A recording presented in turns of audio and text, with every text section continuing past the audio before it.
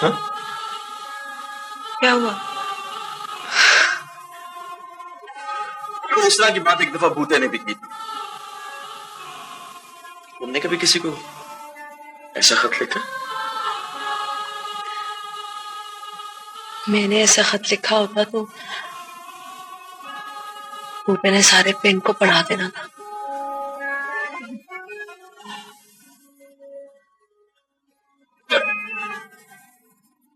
चलता हूँ। खाना नहीं खाएंगे? यहाँ पर खाऊंगा तो जला हुआ कोरमा कौन खाए?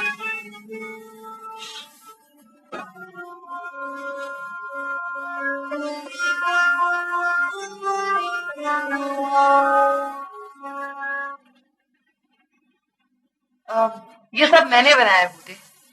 तुम तो खाओ ना सोया। मुझे भूख नहीं। वैसे सोया, तुम अपना पकाया हुआ खुद नहीं खाती। एयरटेल का फोन आया था जोया। सुन तो फोन, इसमें हैरानी की क्या बात है? उसे फोन करने की इजाजत नहीं क्या? हो सकता है आया हो सकता है क्या मतलब? मैं कह रही हूँ ना उसका फोन आया था। क्या कहा उसने? उदास है तुम्हारे लिए। कहता था बड़े दिनों से ढंग का खाना नहीं खाया उसने, पल पल याद करता है तुम्हें, तुम्हारा इंतजार करता रहता है। ये भी कहा उसने? पूरे 1.5 घंटे की कॉल थी। जिद कर रहा था कि जब तक जोया नहीं आएगी फोन बंद नहीं करेगा। दोबारा उसका फोन आए तो आप ये कह दीजिएगा कि उस वक्त तक फोन बंद ना करे जब तक मैं आ नहीं जाती।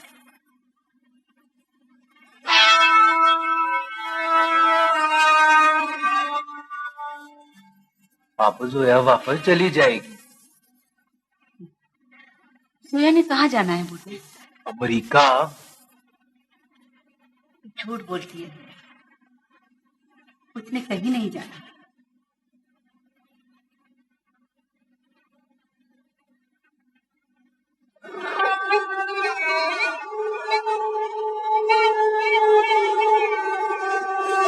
तुम कह रही है तुम अमेरिका नहीं जाओगी?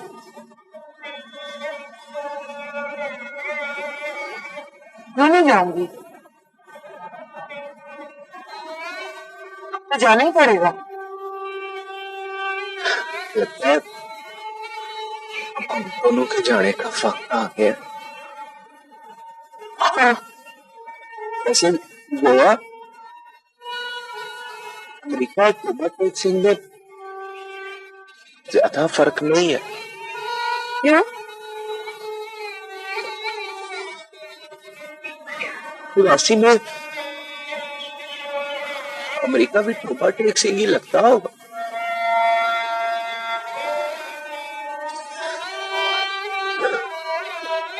अब मैं सोचता हूँ मैं टोबा टेक सिंह से लौर क्यों है?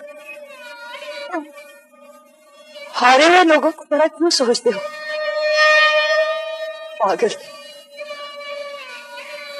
अपने हिस्से की खुशी किसी को देकर ज्यादा खुशी होती है। मुझसे बड़ी भूल हो गई सोया। मैंने गुल्ली मार के मासी करामते का सर ना पाड़ा होता, मुझे उसकी बदबू न लगती। मुंशी कहता है मासी करामते की बड़ी काली जुबान है। तुम्हें पता है बूटे, सब गलतियों की माफी हो जाती है। मोहब्बत में की हुई गलतियों की माफी नहीं होती। तुम्हारा मतलब है हम दोनों से गलती हुई? तुमसे बड़ी गलती हुई है बूटे। तुम्हें तो ये भी नहीं पता था कि तुम मोहब्बत किससे करते हो। पता क्यों नहीं था? जुलेखा ने अपना घर ले लिया है, अब वो वहीं रहेगी। क्यों? सानी का ख्याल है कि उसे अपनी दुनिया में रहना चाहिए। उसकी कौन सी दुनिया है सोया? उसकी अपनी दुनिया, जहां उसे अपनी मुरादें पूरी करने के लिए तीरथ दत्ते के मजार पर दिए न बालने पड़े, जहां कोई पत्थर दिल बूटा ना हो, जहां कोई उससे ये ना कहे कि वो कुबे लोहार की बेटी है और वो उसकी कुछ नहीं लगती।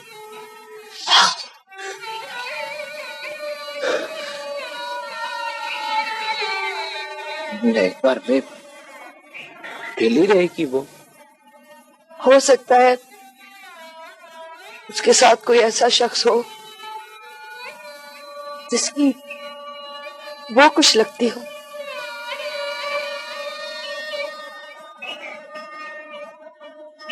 फनी की बात कर रही हो ना?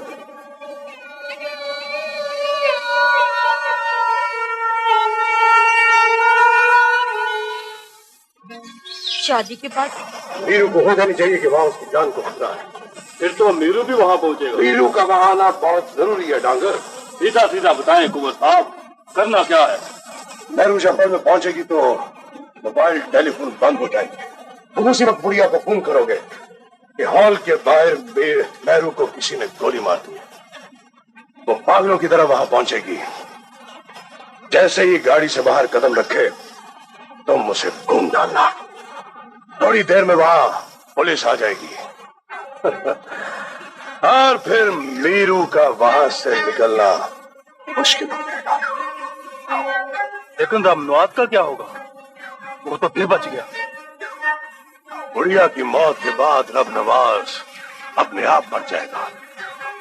नहीं मरेगा तो यहीं बैठकर उसकी मौत लिखेंगे।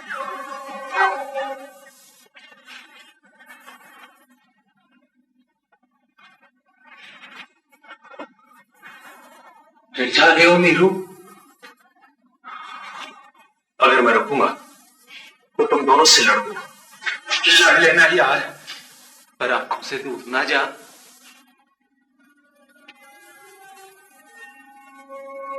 तुम्हें देखना आ जाए तो मैं दूसरा शख्स हूंगा जिसे तुम देखोगे।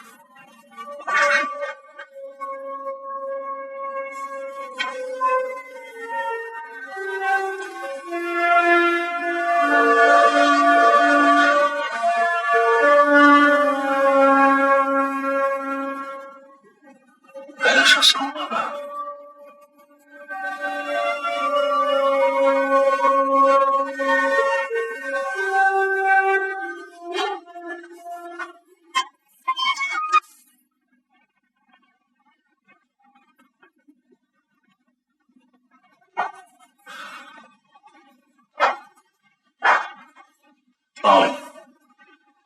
वालेकुम अस्सलाम।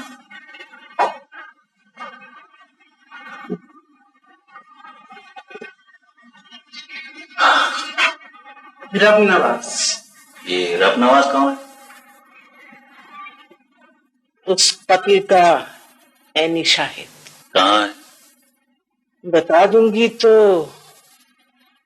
उसकी जिंदगी की जमानत मिलेगी। आप मुझे अच्छी तरह जानते हैं बेगम अतिया जहां, इसीलिए तो आपको बुलाया है। बुलाया तो फिर भरोसा क्यों नहीं करती? भरोसा करती हूं तो आपको जहमत दी है एसपी साहब, वरना खून के बदले खून की वसूली करना हमें भी आता है। आप आंखें बंद कर लीजिए, आप सिर्फ ये बता दीजिए कि खून कैसे हुआ। शाम की फ्लाइट से मुझे कराची भेज दिया गया। कराची पहुंच के भी मुझे पता नहीं था कि वहां मुझे क्या करना है। रात को 10 बजे मुझे एक नया नीले रंग का सूट पहनने के लिए दे दिया गया। मेरे फोन कॉल के इंतजार में मुझे कमरे में बिठा दिया गया। रात 11 बजे कुंवर सुरखाब अहमद का फोन आ गया। उसने उसे कहा तुम्हारे की बात कर कुंवर कमरे में चला जाना। उसे गिरा देना। उस कमरे में उसकी बीवी होगी, मुलामत नहीं करेगी, वो उसी के इलाज के लिए वहां पहुंचा। वो मुश्किल अपनी नजर से हो सकती है। फोन कॉल भी खत्म हो जाएगा। शख्स मेरे पास आया, उसने मुझे सब्र दिया और कहा और मैं ऐसे पूछा मर जाएगा? उसने कहा नहीं, सिर्फ बेहोश होगा। उसके बाद उसने मुझे कहा ये सब्र कमरे में कमरे के कोने कोने में छिड़क देना। सब्र को रुमाल अपने नाक से चिपकाए रखना। मैंने बिल्कुल ऐसा ही किया। सब कुछ फिल्म सीनों की तरह होता चला गया। सलमान अली के नाम पर दरवाजा खोला। मैंने पूरा जिक्र गिरा दिया। सब्र का फौरन उसके नाक पर छिड़क दिया। तुम्हें अगर जैसे वो और मेरी याद है इसकी मायूस और बेवजह नजरों को मैं भूल नहीं सकता। कुछ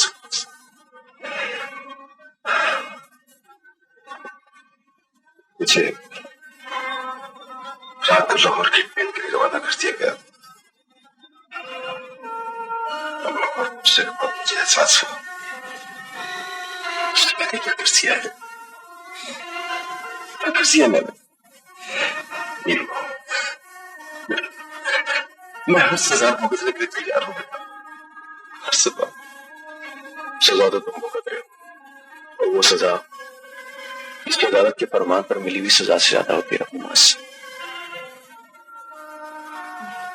जो जमीर की अदालत से सुनाई जाती है। सच कहते हैं अपने हाथों से सजा हाथों से मुक्ति नहीं जाती। ये बस सजा होती है, इसमें पता ही नहीं चलता सालों की है। नवाज गवाही देगा? मैं गवाही दूंगा। मेरी गवाही से कुंवर सुरखाब अहमद फांसी के टूटेगा। उस खून का हिसाब इसी तरह होना लिखा है।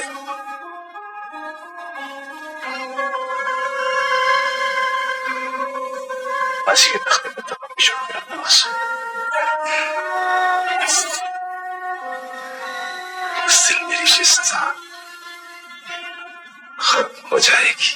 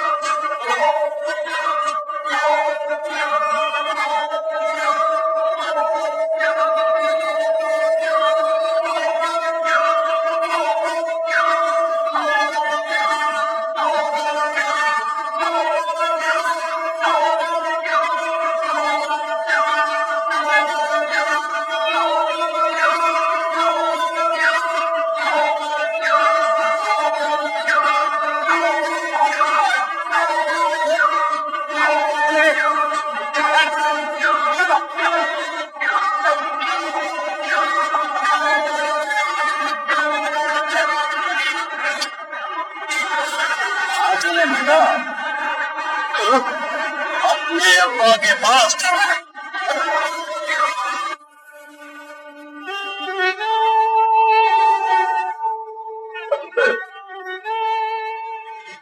अपने हिस्से की माफी मांगने आता था। आज मेरे हाथ में पिस्तौल किसी और का है।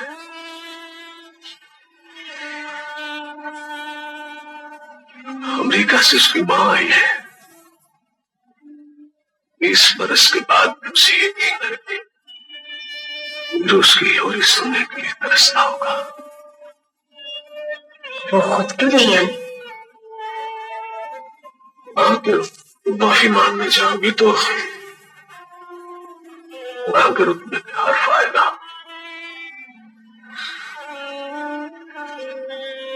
2 दिन पहले आया था, मुझसे मिली बात चला गया।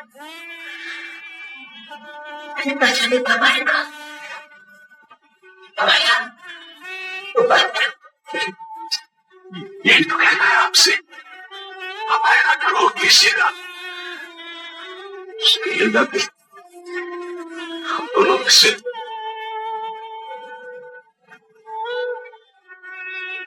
उसके साथ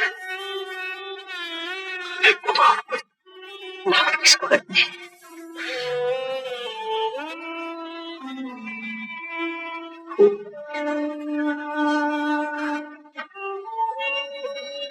माफ करने पर राजी हो जाए तो